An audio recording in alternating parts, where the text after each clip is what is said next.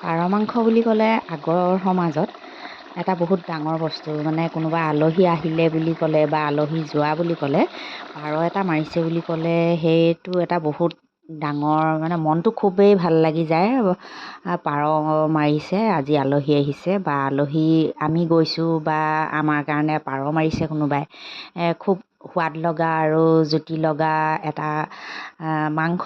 কিন্তু এতিয়া লাহে লাহে অলপ কমিবলৈ ধৰিছে, কাৰণ পাৰটো ইমান বহুত হিচাপে মানে পোৱা নাযায় এতিয়া, ইমান এভেইলেবল নহয় আমাৰ গাঁৱত হ'লেও, বা পালেও এটা পাৰৰ দামহে যিমান, মাংস যিমান অকণমান ওলায়। এতিয়া এযোৰ পাৰৰ দাম এতিয়া 250 টকা হয়। আৰু তথাপিতো নেখায়তো নোৱাৰি, আৰু আমিনো কেনেধৰণে বনাই খাওঁ তাকে অকণমান দেখুৱাবলৈ লৈছোঁ। তাকো আজি দেখুৱাম কলডিলৰ লগত বনাই। কলডিলৰ লগত বনোৱাটো এইটো খুব সোৱাদ লগা, আৰু সোৱাদ লগাটোৱে বিশেষ কাৰণ নহয়। এইটো খুব হেল্ডি বস্তু, আৰু বিশেষকৈ এইটো ব্লাডৰ কাৰণে হওক, হিমগ্ল'বিনৰ পৰিমাণ কম থাকিলে বা ল' ব্লাড প্ৰেছাৰৰ কাৰণে পাৰ মাংসটো খুব দৰকাৰী বস্তু। কিন্তু এইটো হাই প্ৰেছাৰ থকা মানুহে খাব নোৱাৰে বাৰু, ৰেড মিট হয় যিহেতুকে। আৰু সেয়েহে মই কেনেকৈ বনাওঁ অকণমান সোৱাদ লগাকৈ তাকে আপোনালোকৰ আগতো শ্বেয়াৰ কৰি দিছোঁ। মই প্ৰথমতেই তেলতে শুকান জলকীয়া 2টা দি লৈছোঁ। তাতে অকলে খাম, আমাৰ ঘৰত পাৰ মাংস খোৱা মানুহ নাই তেনেকৈ, আৰু সেয়েহে ভাবিছোঁ আজি লং আৰু ইলাচিও দি দিওঁ লগতে। নহ'লে আমাৰ ঘৰত মানে লং ইলাচি দিলে মানে মাংস খাবলৈ বেয়া পায়, মাংস বা যিকোনো বস্তুত লং ইলাচিৰ ফ্লেভাৰটো বেয়া পায়। আৰু সেয়েহে মই অকলে খাম কাৰণে অলপ মই ভালপোৱা ধৰণেৰে তাতে কেইটামান গোটা পাঁচফোৰণো দি দিছোঁ। আৰু পিঁয়াজখিনি পূৰা গল্ডেন ব্ৰাউন হোৱালৈকে ভাজি আছোঁ। আৰু ভাজি লৈ কলডিলখিনি বাৰু মায়ে কাটি দিলে। এটা কলডিল আছিলে, তাৰে পাৰ মাংসটো যিহেতুকে কম, সেয়েহে এটা কলডিল প্ৰয়োজন নহয়, কটা কলডিলকে আধাটো ৰাখিছোঁ। আৰু এতিয়া গল্ডেন ফ্ৰাই হোৱাৰ পাছত পিঁয়াজখিনি, এতিয়া মই মাংসখিনি সিজাই ল'লোঁ। মাংসখিনি ফুটিব আৰম্ভ হ'ব আৰু এতিয়া। আৰু ইয়াতে মই নিমখটো মোৰ হিচাপত দি লৈছোঁ, যিমানটো হয়। আৰু ইয়াৰ পৰা অলপ অলপ তেল নিগৰিব ধৰিছে, আৰু মই অকণমান ভাপতে সিজাওঁ বুলি আকৌ ঢাকনখন মাৰি দিছোঁ। মোৰ কথা কোৱাৰ অভ্যাসটো বহুত আছে, মানে বহুত বেছি কথা কওঁ, সেয়েহে কথা নোকোৱাকৈ নোৱাৰোঁ মানে অকল দেখুৱাই যাবলৈ। আৰু এতিয়া মই খুন্দি থোৱা আদা নহৰুখিনি অলপমান মই পিছত দিছোঁ, অলপমান তেলতে দিলোঁ। আৰু সেইটোতো মোৰ আগৰে অভ্যাস, আদা নহৰু অকণমান পিছত দিবলৈ বুলি মই থৈ দিওঁ খুন্দা আদা নহৰুকে।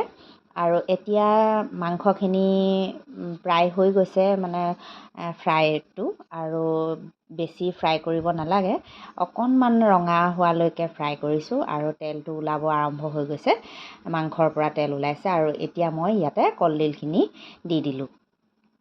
আৰু কলডিলখিনি ভালদৰে তেলতে সানি মিশ্ৰণ কৰি এতিয়া আকৌ অকণমান দেৰিৰ বাবে মই ঢাকনখন মাৰি দিম ভাপত সিজিবৰ কাৰণে। কলডিলখিনিটো সিজিব লাগিব।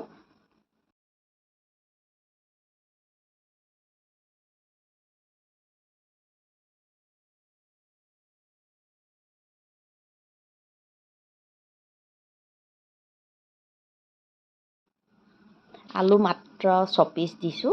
আৰু এয়া এতিয়া আলুটো লগালগেই দি দিছোঁ। কলডিলখিনি দিওঁতেই আলুটো অকণমান ডাঙৰকৈ কাটিছোঁ, সেয়েহে। আৰু অকণমান জালুক ইয়াতে, জালুক বহুত বিশেষ দিয়া নাই, মই জালুক বেছি দিলে জালুকৰ জ্বলাটো খাব নোৱাৰোঁ, আৰু অকণমান দিছোঁ সেইটো কাৰণে। আৰু দি পেলাই ভালদৰে এইখিনি খুচৰি লৈছোঁ।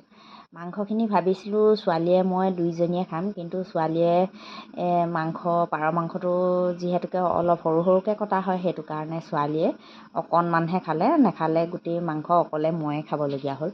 আৰু ইয়াতে এতিয়া মই গৰম পানী ব্যৱহাৰ কৰিছোঁ, আৰু গৰম পানী অকণমান দি পেলাই ঢাকনটো মাৰি দিছোঁ। তাৰপাছতে আকৌ উলিয়াই উলিয়াই মাজে মাজে অকণ অকণকৈ খুচৰি আছোঁ।